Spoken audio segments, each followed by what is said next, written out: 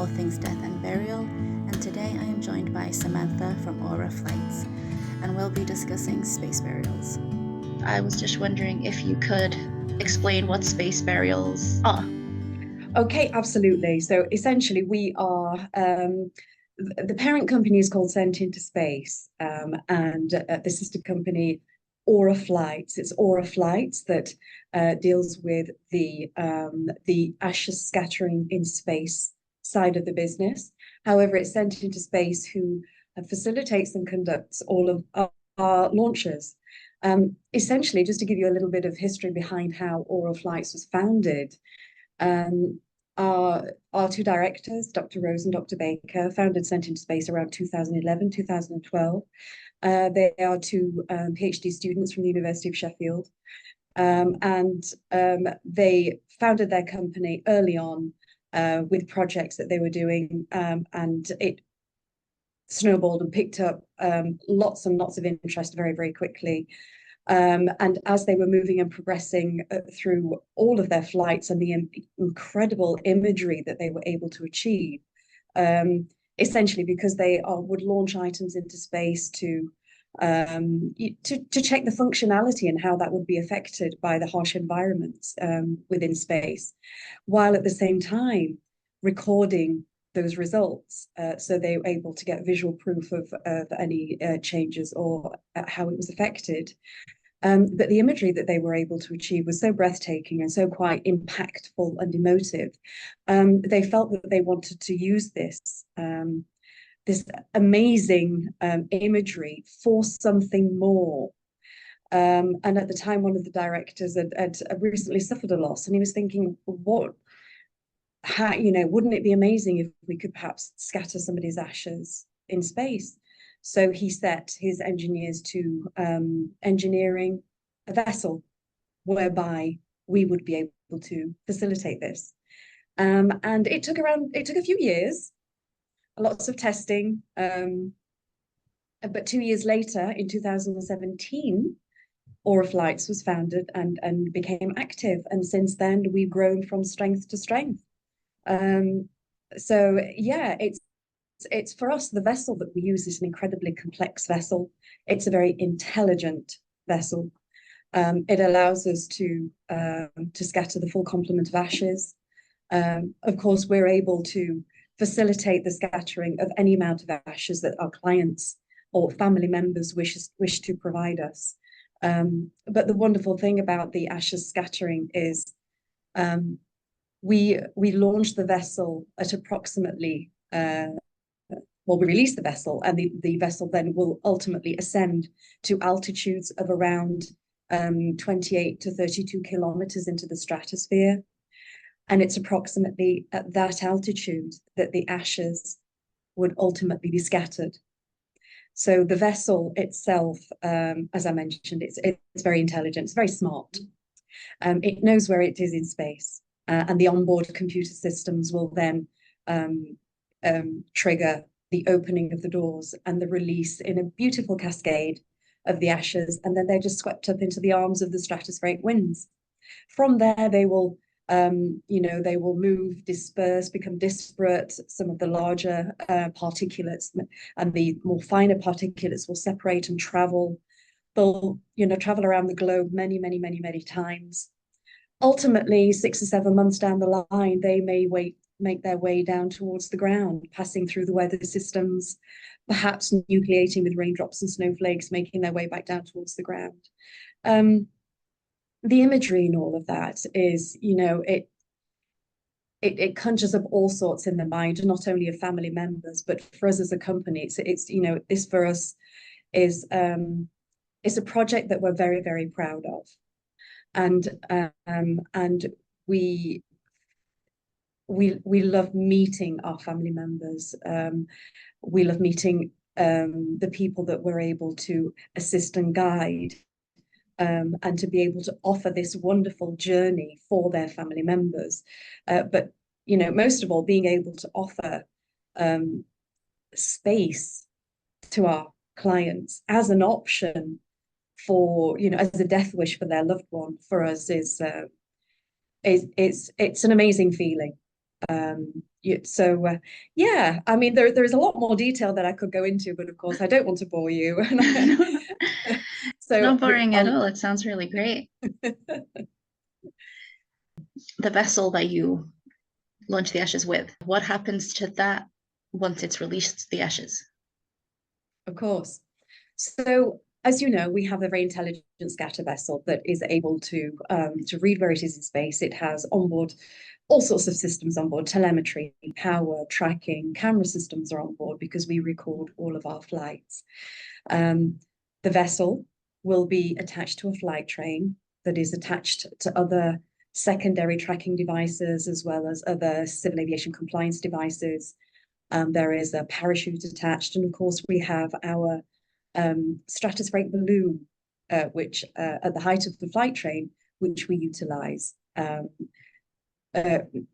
We fill the balloon to create the lift force with hydrogen gas.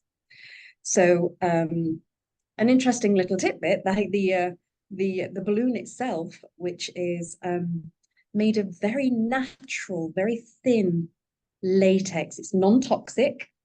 The balloon itself will be, once it's filled on the ground and it reaches neutral buoyancy, utilizing the hydrogen gas, it's about the arm span. So if you spread your arms out wide, the balloon will be about the arm span on the ground. By the time it reaches burst altitude at around 30 kilometers into the stratosphere, it will be the size of a house.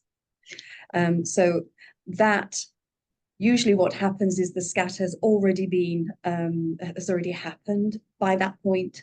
And then as the balloon reaches burst altitude, there is an element of free fall as the vessel comes back down, reaches the Earth's gravity again, and the parachute deploys, bringing the vessel back down to a slow walking pace as it nears the ground, where our team are ready to recover and collect absolutely everything. So we reuse, recycle the balloon, which would need to be disposed of safely. We are able to do that. However, if there are any small pieces of the balloon, if it bursts, because we have it custom made so that the balloon will burst in strips. Those strips stay attached to the neck of the balloon, and the neck of the balloon is attached to the flight train. So everything comes down with the entirety of the train and all that is connected to it. But if there are any small pieces of the balloon that do become detached and make their way down to the ground, they are biodegradable at the rate of a low leaf. So we do try and be incredibly passive in terms of our environmental, footprint, if you like. Yes, so everything that we use is collected, recovered, and brought back to the office. Of course, that's really important to us because apart from reusing and recycling, the footage on board the camera systems is important to our family members because we create beautiful footage utilizing the flight footage as well as personalizing it with their own family photos and video clips of the deceased. And there are messages and music of their choosing. And we create this beautiful keepsake for them in terms of this memory of video that we provide for them after the flight.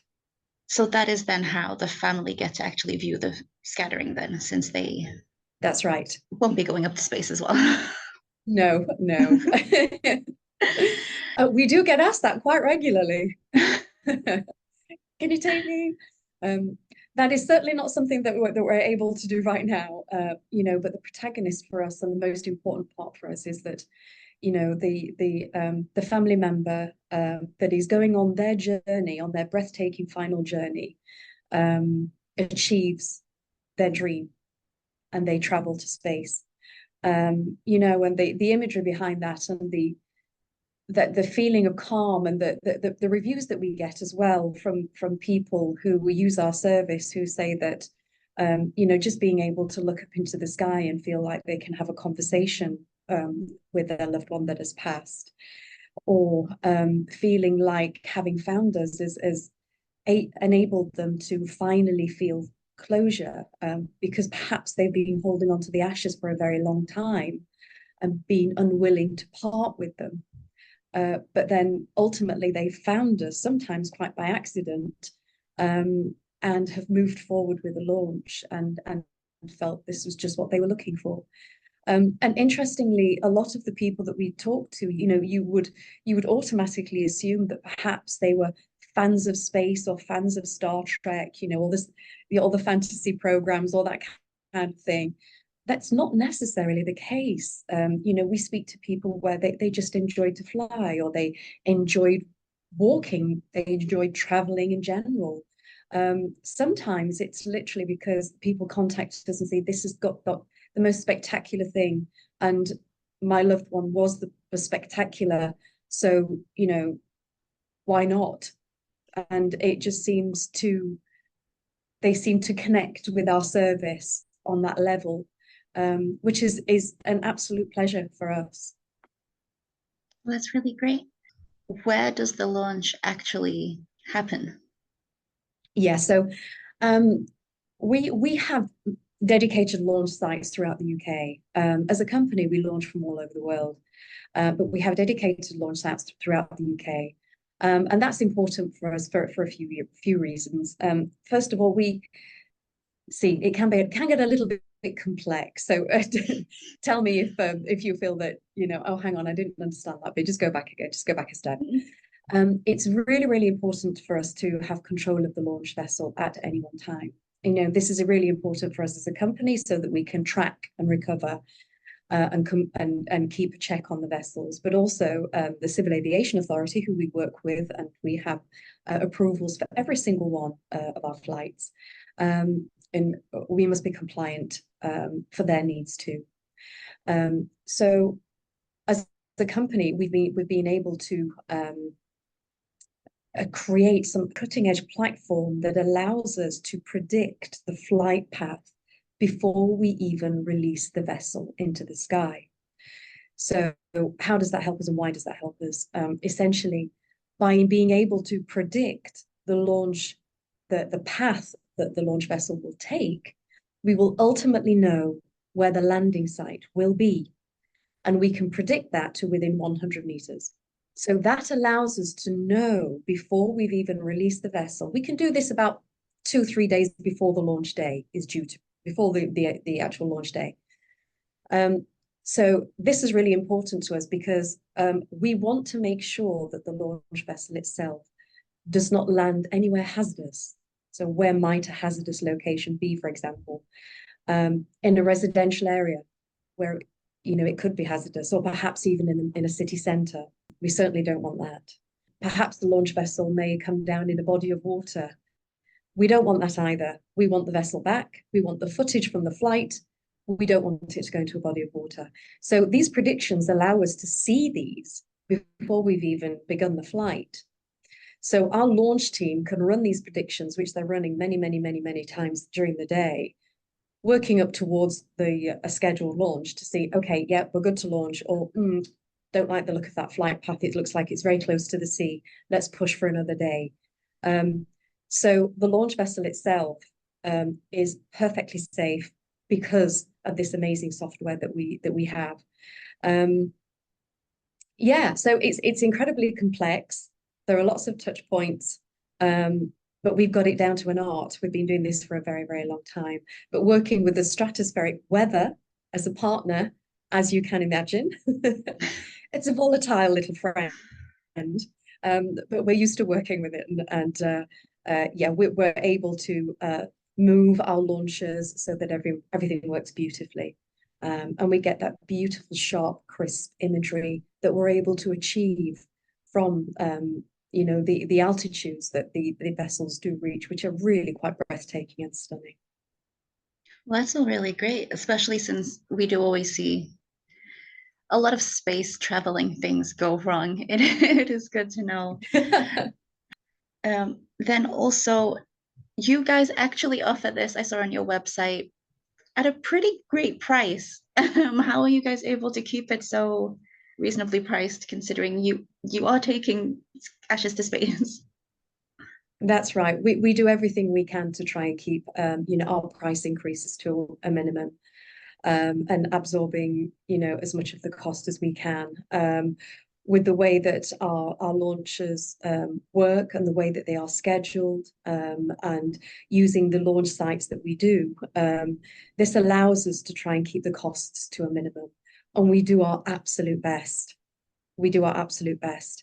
And of course, you know, we are also conscious that we want people to be able to access what we offer.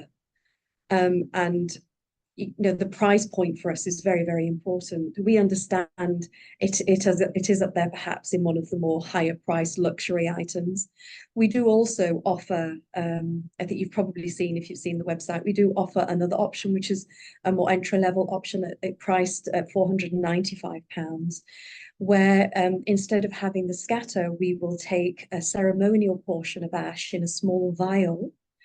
And that will go on one of our monthly flights. And each of those individual passengers who sit in their separate vials will go on their journey to space to the same amazing altitudes as the other launch, the Ashes scattering launch, which is called the Memorial launch.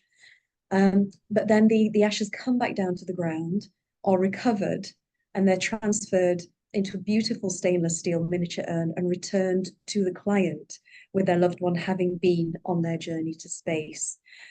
So we are very conscious that, you know, as a company, we do want to be able to offer access to space to anybody, no matter the budget, so that it is accessible for everyone.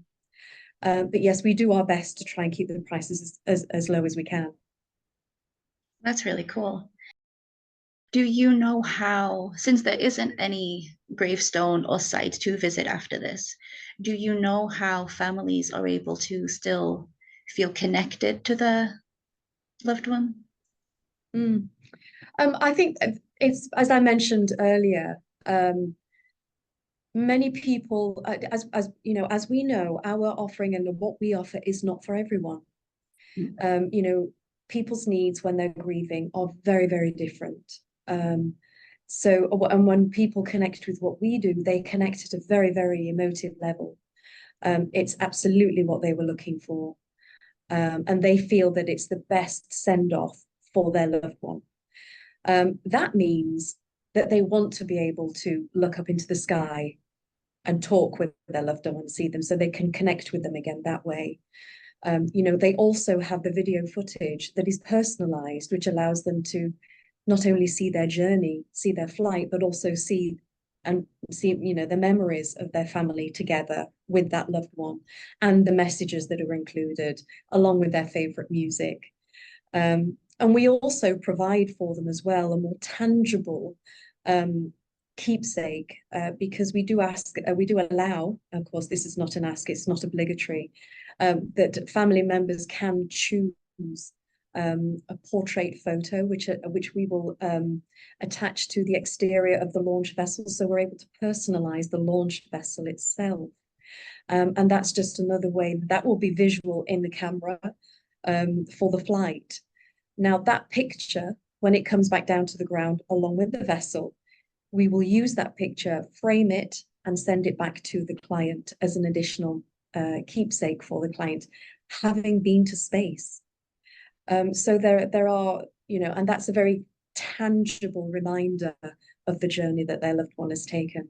And the many conversations that I have with our family members, they don't have a gravestone to go to, but that's not what they wanted, which is why they connected with us in the first place. They wanted a way to spread the ashes in such a way that their loved one would become one with the earth again. You know, and also the thought of that, with the ashes ultimately coming back down to the ground, albeit after 6 months to a year, that cycle of life starting again, and, you know, settling in the ground, and feeling at peace, having their loved one free, and being able to talk to them no matter where they are, and where their loved one is traveling. You know, they could just start a conversation with them at any point. And these are the thoughts and the emotions that I hear from our clients once using our service. But most of the time, and more importantly, it's just being able to celebrate the life of that loved one in the most spectacular way that they can. That's really great. Thank you so much for coming and answering my questions. And thank you everybody else for listening.